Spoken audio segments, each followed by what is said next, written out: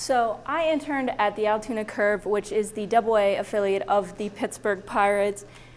And here's a little bit about what I'm going over today. I'm going to have my introduction, why I chose the Curve as my internship, my supervisor, some of my duties and responsibilities, translations from and to Waynesburg University, challenges that I've had, and what I learned overall.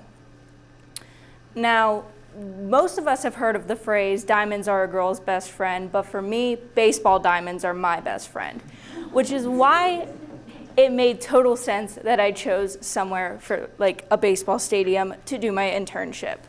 Now, we are about 30 minutes from my hometown, Altoona is, so it was very close to home, and I was able to commute there pretty easily, as I knew the drive like the back of my hand already, because I was already there as a fan every summer. I mean, most of the summer months I was spending it at People's Natural Gas Field already. So I figured, why not inquire about an internship and see if I can spend my summer there as a part of the production team. It was a good way to network with the players, with the supervisors, especially in something that had a connection to a Major League Baseball team, which is ultimately my end goal. As I said here, my dream is to work in baseball. The experience was just outstanding, and it would be incredible to be able to work a full summer worth of baseball. And growing personally and professionally really kind of was one of the big things that I wanted to go to the Curve for. And I am a sports announcing major, but there are many other areas of a production team that you can really get involved with besides announcing. So I wanted to really dive in hands-on and perfect some of those positions and areas of production. And it was long hours in a couple of days a week, but it was not hard. It's not hard to manage at all if I'm getting paid to watch a baseball game, to work a baseball game, I will take that any day of the week. So my supervisor was John Weaver. He was the director of creative services. He's going into his third year with the team this season, and he worked for the Southern Illinois Miners in the Frontier League as the team's director of production for 3 years. Now, he was basically in charge of everything. He operated the scoreboard, he covered the production team, what we were doing, what we needed to get done for the stream, what we were doing in between innings. So he basically was the head of everything, and I was in close contact with him a lot of the time. Now for me, I mainly did camera, and we were placed in the third and the first base dugout was mainly where I was in.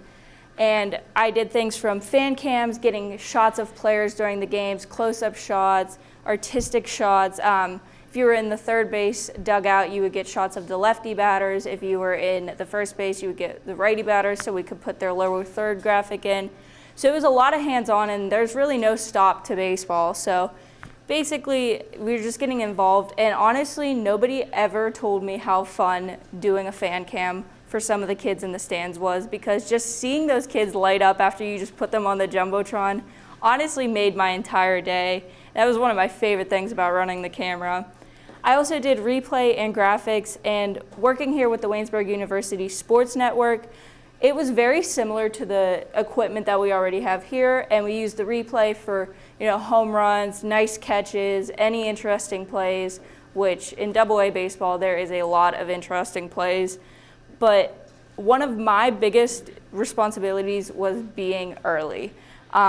I arrived 2 to 3 hours before the game, and John would pass out the papers of what kind of events we were doing in between the game, because at Altoona, every half inning, we either had a t-shirt toss or a game on the field or something like that. So camera operators had to be ready for anything. So we would get our assignments pretty early and make sure we knew what was going on so we wouldn't be caught off guard like some of the instances we've had with our mascot loco. Here are some pictures of me, as you can see on the far left. Working the third base dugout was brutal because the sun didn't go down until the 6th inning or so, and man, you could really not see anything. As you can see, I am squinting for dear life to even remotely see the batter. Yeah, mainly third base was my station, which was so fun. I loved it. And the players were just great. I mean, nobody tells you about that, but like, I mean, I've got a number of sunflower seeds thrown at me while I was operating a camera, which, you know, to each their own, I guess.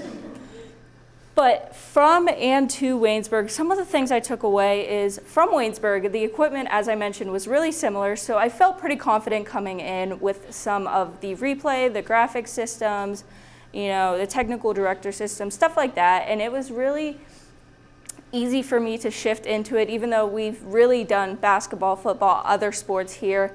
It was pretty easy to shift it to baseball. And working cooperatively with the team. I mean, I can't give enough credit to Woosen as it is, but working with the kids here as close as I did and then shifting it to the curve really kind of helped me fit like a little piece of a puzzle. So it was really nice. And time management was something that I really brought back from the curve because I was also working part-time in the summer at Dollar General. So 3 or 4 games a week. Sometimes it would be an 8 a.m. to 4 p.m. shift at Dollar General. Then I had to be up at the field by 4:45 and didn't get home till about 11:30. And that was really, you know, even though it is summer, there is a lot of priorities still outside of that, preparing for next semester of college.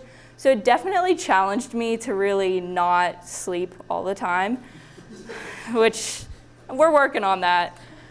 But yeah, so time management was the big thing because, you know, first of all, I'm not a morning person, so waking up at 7:30 and just thinking about not getting back to my room until midnight was kind of a pain. But dealing with my anxiety was also a big thing because while I love working baseball and I felt confident in my ability to do all of this stuff, it was very intimidating. It's always nerve-wracking doing new things. But it was very intimidating because the AA affiliate of the Pittsburgh Pirates, you know, there's a lot of players that come through there. There's a lot of connections. I have to make a good first impression. And, you know, that was kind of something I had to overcome. And really, I mean, the first drive down there, I think I was veering in and out of the road. I was shaking so bad. So the graphics they weren't hard to implement into the broadcast, but they were the most challenging position I think I had because by the middle of the season, we had 25, 30 different graphics. And at that point, it was kind of hard to maintain, which each page, everything was on. They were great graphics, but they were just, it got a little challenging to keep up with them. And long days and even later nights, yeah. But what I've learned from there is that there are way more things to do besides announcing. Now, that's still a goal of mine, but give me even being a mascot. I just want to work in baseball, and that is solidified that, I mean, just working a summer, there's nothing like summer nights at the ballpark. I always have said that, and for me, it's really solidified. It's okay to be well-rounded, and I want to be well-rounded with football, basketball, hockey, things like that, but baseball is where my passion lies. And it's okay to be new at things. People aren't there to judge you initially. They might judge you later on, but for your first time, it's okay to be be new at things because nobody is going to judge you. You're learning. And the long days are so worth it for the memories, for the experiences of being at the ballpark. We've had many walk-offs that we've gone to 12:30 a.m. and we're still at the ballpark and there's a walk-off grand slam or something, and it's just nothing beats that feeling. So the long days are so worth it. And what's next for me is I will be returning to the Curve this summer as a member of the production team. I'm so excited to be back there. I'm so glad I got the opportunity to return this summer, and I can't wait for baseball season. And thank you guys so much. Are there any questions?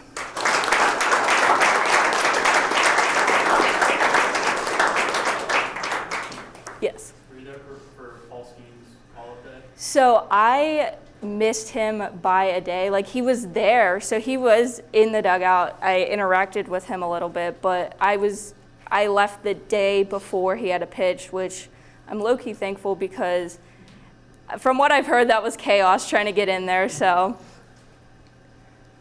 Ethan. When you refer to graphics, are you referring to like some of the graphics we had, or just lower thirds, stats? What all entailed in the graphics? Yeah, so with the graphics, the lower thirds and everything weren't hard. You had to manually adjust them, but that was pretty easy to catch on. I think in most of it, they added a bunch of different special ones in between innings. So they added some in-depth weather graphics, some like history graphics, and they just like kept going on with them. And at one point, it was just like, I don't know which page I'm clicking to. I just hope I find it. So. Any other questions? Okay. Thank you guys so much for coming out. Don't forget to come out next Tuesday at noon here in McCants. Trevor Miller, Brandon Thomas, and Frank Cortazzo are going to be rounding out our presentations here, but thank you guys so much for coming out today.